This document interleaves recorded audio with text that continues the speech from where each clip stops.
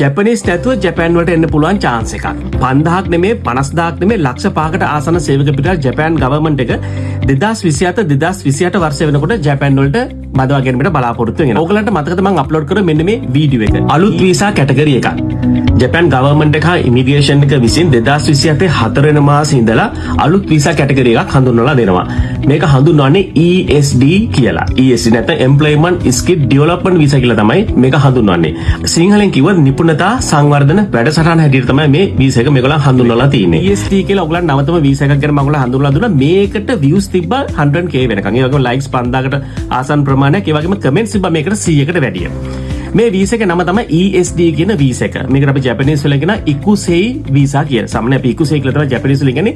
ඒකේ තේරුම ගොඩක් දුර ට්‍රේනින් කියන තේරුම. Employment Skill Development කියන වීසා එක තමයි මේකේ තේරුම ESD කියන්නේ. මේ වීඩියෝ ටිකක් දිගයි. හොඳ මේ ටයිම් එකක් ගන්නවා කරුණාකරලා මේ වීසා එක පිළිබඳ ඔයගලන්ට හොඳ knowledge එකක් ලබා ගන්න ඕනේ නම් මේ වීඩියෝ එක ඉවර වෙනකම් බලන්න. මේක ඉතාම වැදගත් වීඩියෝ එකක් වෙනවා. මොකද ඒකට හේතුව ජැපනීස් knowledge එක නැතුව ජැපනීස් knowledge එක නැතුව ඔයගලන්ට ජැපෑන් වලට එන්න පුළුවන්. ජැපෑන් වලට ආවට පස්සේ තමයි ඔයගලන්ගේ improve කරගන්න තියෙන්නේ. ඔයගලන්ගේ feed up කරගන්න තියෙන්නේ ඔයගලන්ගේ ජැපනීස් knowledge එක. සාමාන්‍යයෙන් ඔයගලන්ට මේ වීසා එකට government through හෝ මොකද සාමාන්‍යයෙන් training visa එක කියන්නේ ගොඩක් දුර කියන්නේ 100%ම government එක සම්බන්ධයි. government එක සම්බන්ධ වුණාට companies අපේ company ඉඩ දීලා තියෙනවා ජපානයේ විසින් private company වල මැදිහත් වෙලා මේකට සේවකයන් බඳවා ගැනීමේ අවසරය. හරි.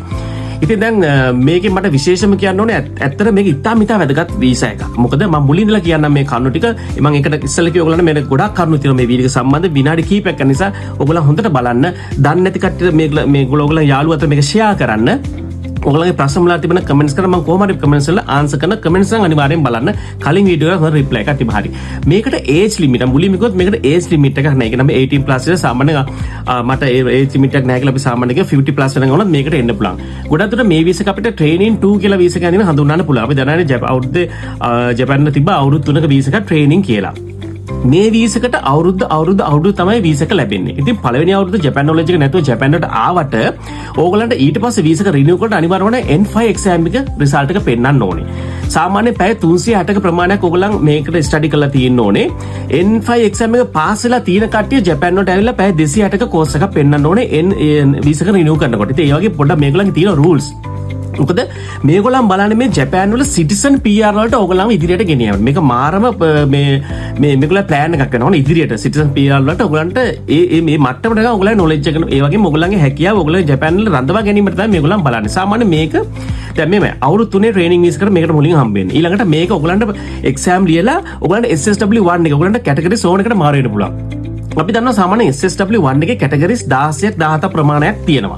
SSW2 එකෙත් එහෙමයි. එකක් දෙකක් තියෙනවා නැති ඒවා. දැන් SSW එකේ සාමාන්‍ය කැටගරිස් 16කට ආසන්න ප්‍රමාණයක් තියෙන ඒ කැටගරිස් ටික එහෙමම මේ ට්‍රේනින් වීස් එකට හඳුන්වලා දීලා තියෙනවා. ඒ කියන්නේ ඒ ඔයගලන්ට යන්න පුළුවන් කියලා SSW1 එකට. 1 එකට ගියාට පස්සේ ඔයගලන් අවුරුදු 5ක් SSW1 එකේ ඉඳලා ඊට පස්සේ ඔයගලන් SSW2 එකට අනිවාර්යෙන් මාරු වෙන්න ඕනේ. මොකද SSW2 එක කියන්නේ ඇත්තම working visa එකක් හා සමානයි. working visa එකක් හා සමානයි. ඉතින් ඊට පස්සේ ඔයගලන්ට ඒ අවුරුදු 5ක ප්‍රමාණ ගාණයක් කියලා සාමාන්‍ය අවුරුදු 3ක් හිටිය සිටිසන් වලට අවුරුදු 5ක් හිටියත් ඔයගලන්ට අනිවාර්යෙන් ඇප්ලයි කරන්න පුළුවන් PR. හැබැයි ජපානයේ තුල ඉන්න අවුරුදු 10ක් ඉන්න ඕනේ සිටිසන් PR ඇප්ලයි කරන්න. ඉතින් මේකෙදි මුලින් හිටිය ට්‍රේනින් නිසා අවුරුදු 3ක් ගණන් ගන්න පුළුවන්. ජපානයේ හිටිය නිසා හොඳේ.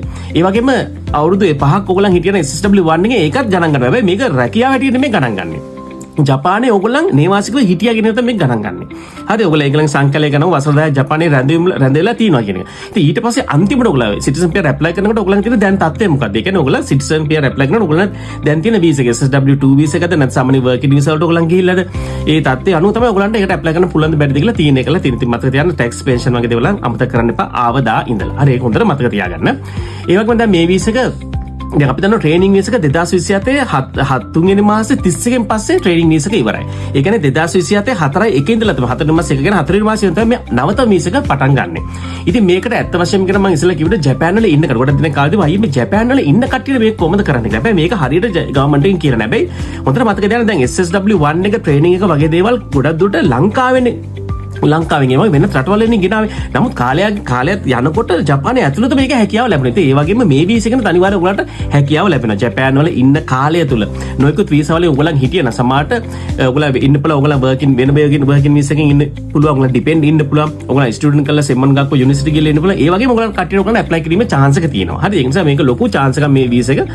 මේ මම හිතන්නේ ඇත්තම ලොකුම chance එකක් මේ ජපනීස් knowledge එක. ආවට පස්සේ තමයි මේ පැය ගන්න ඔයගලන්ට මුගලන්ට ෆලෝ කරලා ඔයගොල්ලෝ එක්සෑම් එක ෆේස් කරන්න තියෙන්නේ. ස්ටඩි කළේ. ඉතින් මේකට මම හිතන්නේ මේක රෙජිස්ටර් ක්ලාසස් වගේ දේවල් වලින් තමයි මේගොල්ලන් ඉගෙන ගන්න ඕනේ. මොනවාක නීති මේගොල්ලන් ඉදිරියට තව කියයි අපිට මාත් වීඩියෝස් අප්ලෝඩ් කරන්න. ඉතින් හරිම වටින වීසා එකක්. හරිම වටින වීසා එකක් කියලා කියන හරිම වටින ට්‍රේනින් වීසා එකක් මේක. ඉතින් ඒ නිසා මුලින්ම තවගෙන මම ඒජ් මං ඉස්සෙල්ලා කිව්වට ඒජ් ලිමිට් එක නැහැ. PR සිටිසන් එම් කරගෙන තමයි මේක තියෙන්නේ. ඉතාම වටින වීසා එකක්. අනිවාර්යෙන් ඔයගොල්ලෝ මේකට try කරන්න. මොකද ඇත්ත වශයෙන්ම කියනවා ජපාන් වලට අර මුල ඉඳලා ඒ කියන්නේ ජපාන් සංස්කෘතිය ජපාන් භාෂාව හැම දෙයක්ම මුල සිට ඔයගොල්ලන්ට උගන්වලා තමයි ඔයගොල්ලන් සිටිසන් PR වලට ඒගොල්ලන් සම්බන්ධ කරන්නේ. ඉතින් ඒ වගේ යම්කිසි කියන්නේ අවුරුදු 10ක ට්‍රේනින් එකක් හා සමානයි. ඉතින් ඉතින් වැදගත් තියෙන වීසා එක නිසා කමෙන්ට්ස් ඕන දෙයක් අහන්න. මොකද මම මීට කලින් අප්ලෝඩ් කරපු වීඩියෝ ගොඩක් දෙනෙක් බලලා තිබ්බා. ඒ වගේ මතක තියාගන්න දැන් අපි සාමාන්‍යයෙන් SSW 2 එකේදී තමයි ඔයගොල්ලන්ට ඩිපෙන්ඩ් කරන්න පුළුවන් කාව හරි. SSW 1 එකේ ට්‍රේනින් වීසා කාලය තුලත් බෑ. ඒක තුන්ද මතක තියාගන්න. ඒ නිසා කොහොම හරි ඔයගොල්ලන් ෆැමිලි එක ෆැමිලි එකක් මෙහි පදිංචින බලාපොරොත්තු වෙනවා නම් ලංකාවේ ඉන්න කට්ටිය ගෙන්නීමට බලාපොරොත්තු වෙනවා. අනිවාර්යෙන් SSW 2 වර්කින් වීසා එකට මාරු වෙන ඒ ට්‍රේනින් කාලය SSW 1 කියන වීසා එකෙන් පස්සේ. ඒ වගේ මේ ට්‍රේනින් වීසා එකට දැන් මුල් කාලයේම SSW එකට වගේ නෙමේ ට්‍රේනින් එකට මුල් කාලේ කුමියයි එකක්. අපි කියන සාමාන්‍ය ජපනීස් දන්තයි කියලා කියන දන්තයි මේක දන්තයක සම්බන්ධ වෙන. ඒ කියන්නේ ඕගොල්ලන්ගේ ප්‍රශ්න වීසා රිනිවල් කිරීම සම්බන්ධයෙන් ඕගොල්ලන්ගේ හැම දෙයක්ම සම්බන්ධෙම දන්තයක සම්බන්ධ වෙන මතක තියාගන්න. දැන් අපි කුමියයි කියලා කියනනේ ඒක සමාන වචනයක් තමයි. ඒ කියන්නේ යම්කිසි කාණ්ඩ ජපාන වල ඔයගොල්ලන් ආවට පස්සේ ඔයගොල්ලෝ යම්කිසි වගකීමක් ගන්න කට්ටියක් ඉන්නවා. ඒ නිසා ඒක හරියට ක්‍රමානුකූලව කරනවා. අවුරුද්දේ කෝස් එක ඔයගොල්ලෝ සර්ටිෆිකේට් එකක් දෙනවා ඊළඟ වීසා එකට මාරු වෙනකොට. ඉතින් ඒ වගේ දේවල් අනිවාර්යෙන් පිළිවෙලට කරන්න. ඉතින් මේ chance එක නම් ඔයගොල්ලන් අනිවාර්යෙන් අතාරින්න එපා. මේක ලොකු chance එකක්. මොකද ජපනීස් knowledge එක නැතුව ජපානයට ඇවිල්ලා තමන්ගේ ලයිෆ් එක හදාගන්න.